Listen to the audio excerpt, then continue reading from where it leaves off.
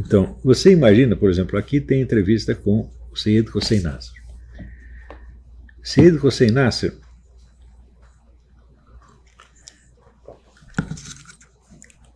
estudou no... Como é que chama aquele? MIT. Ele foi, ao longo de toda a existência do MIT, ele foi o sujeito que teve as melhores notas em física, matemática e filosofia. Ele era um cara que com 7 anos sabia de cor toda a poesia clássica do Irã.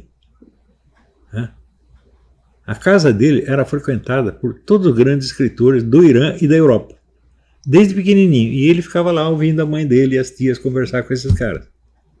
O que você acha que ele é? Ele é um Zé Mané? Ele é um senador brasileiro? Ele é um membro do STF? É isso que ele é?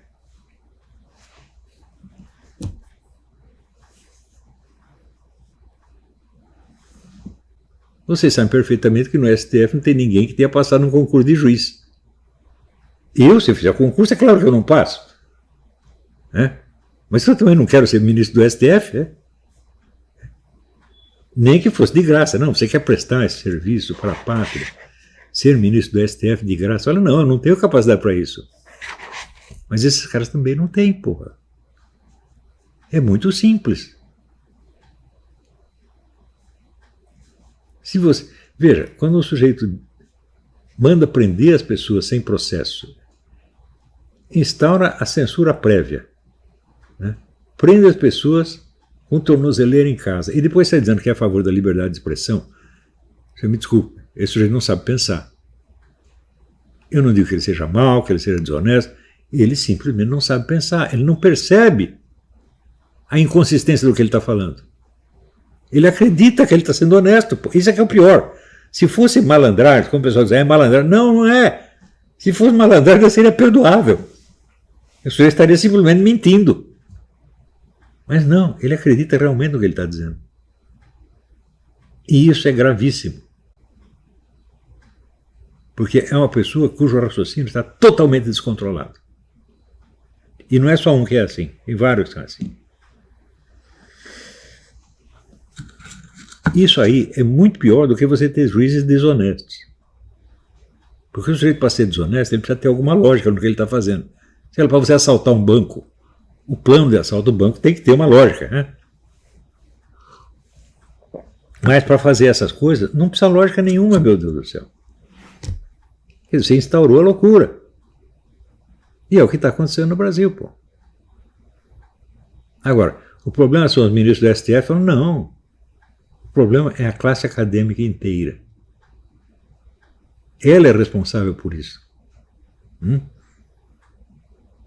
Eu duvido. Eu desafio a classe acadêmica inteira a vir discutir comigo e provar que as coisas não são assim. Pode vir 1000 para discutir. Não adianta absolutamente nada. Então, se a pessoa não tem o senso, vamos dizer, da unidade da sua própria consciência, ele não tem nada, porra. Isso quer dizer que ele pode acreditar nas coisas mais desencontradas e autocontraditórias. Ele não liga. Ele não percebe que tem um problema ali. E essas pessoas estão dando ordens para os outros. Não é só, não estou falando mal do STF, não. É a autoridade inteira. Então, temos aqui várias perguntas. Em primeiro lugar, diz aqui o Lucas Félix. Antes de mais nada, agradeço ao senhor e à equipe do Seminário de Filosofia pelo belo serviço que tem prestado a todos nós. Devo muito a vocês e ao seu trabalho, que em vários momentos me auxiliou imensamente a encontrar uma via integrativa em situações de disruptividade extrema. Envio este e-mail pensando na menção que o senhor fez aos trechos do livro Linguistique et Culture Nouvelle, escrito por Philippe Rivière e Laurent Danchamp, em que os autores tratam do surgimento de uma nova cultura oposta à anterior. Pois é, se já na década de 70 a coisa seguia perigosa, hoje essa nova cultura acabou por suprimir quase que totalmente a tradicional no que diz respeito à rotina do brasileiro médio. Esse Rivière e Danchamp falavam de uma cultura antiga, constituída de educação clássica, filosofia.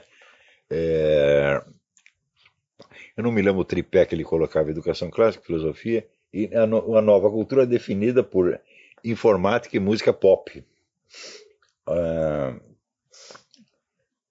Um dos elementos mais profundos diretamente afetados por isso foi a música. O senhor mesmo já mencionou em várias ocasiões o impacto que ela tem no intelecto humano e no aprimoramento deste, de modo que a decadência da cultura musical é causa de efeitos tremendamente nefastos. Existe um médico vietnamita que mora em Paris, que escreveu vários livros importantes sobre isto. Eu não consigo lembrar o nome do homem, é um nome complicadíssimo. O livro chama-se Musique, Intelligence et Personnalité. Se procurem por esse título, vocês vão achar. Ele mostra que esse tipo de música que o pessoal está tocando hoje tem efeitos neurológicos absolutamente devastadores. Quer dizer, quando ele fala de estupidificação, isso não é figura de linguagem, não. Isso é uma coisa séria. Como é o caso de outros elementos dessa nova cultura, seu elemento musical foi e continua a ser imposto, não se pode fugir. Temos a moça no ônibus ouvindo um funk no celular, o carro parado à frente da sua casa, o vizinho ouvindo música vendo TV. Quem ainda não pôde desenvolver uma autoridade bastante para aliar-se a tais estímulos acaba sofrendo como um incômodo, que em virtude da repetição torna-se aos poucos uma verdadeira castração interna. Você tem toda a razão, Lucas, o negócio é gravíssimo. Porém é o seguinte, para a gente se livrar disto, é uma vida. Isso nunca vai livrar completamente, não. Nós todos estamos contaminados dessa porcaria. Quer dizer, quando você se livra desse mal, você não mudou o seu passado, ele continua lá de alguma maneira. Né? O que eu posso dizer é o seguinte, não adianta você ter pressa, tá certo? Não existe nenhuma fórmula disciplinar que possa mudar isso. Isso é um processo que vai levar 20 ou 30 anos, até você sentir uma relativa independência dessa coisa toda. Né? Afinal de contas, não se trata só de você se livrar de uma atmosfera sonora, mas de um conjunto imenso, vamos dizer, de cacuetes mentais, linguísticos, de reações pessoais. É uma, vamos dizer, uma aventura, o exercício da liberdade da consciência. Quer dizer, não é uma coisa que as pessoas não estão muito acostumadas. No seguinte sentido, que todo o ambiente está ensinando você a ser assim, assim, ou assado. Mas você, de fato, não é obrigado a ser assim. Você pode fazer outras escolhas e você pode, até certo ponto, criar você mesmo de uma outra maneira. Você dar uma outra educação para você mesmo, você ser diferente daquilo que você foi programado para ser. Nada pode impedir isso, mas também nada vai facilitar esse serviço. É claro que se nós tivéssemos uma rede inteira de pessoas conscientes disso e tentando ajudar nessa coisa, seria bem mais fácil, mas infelizmente aqui nos Estados Unidos nós temos. Mas no Brasil não tem nada. Tem um grupinho aqui, um grupinho ali. Né? De modo que eu não vejo uma solução a curto prazo para isso. Eu, quando coloquei aquelas canções no site do seminário, foi em parte sugerindo que você crie uma nova atmosfera musical para você mesmo, né, preenchendo a sua memória com outros elementos e se apegando a eles em vez de se deixar levar pela atmosfera sonora do ambiente. Mas eu reconheço que isto é pouca coisa, tá certo?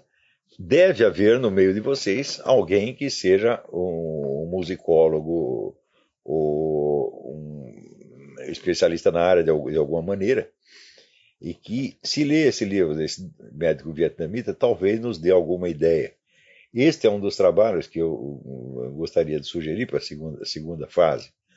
Né? Quer dizer, o que é o ambiente sonoro brasileiro e qual é o tipo de devastação mental que ele faz. Eu acho que é preciso haver um estudo sobre isso.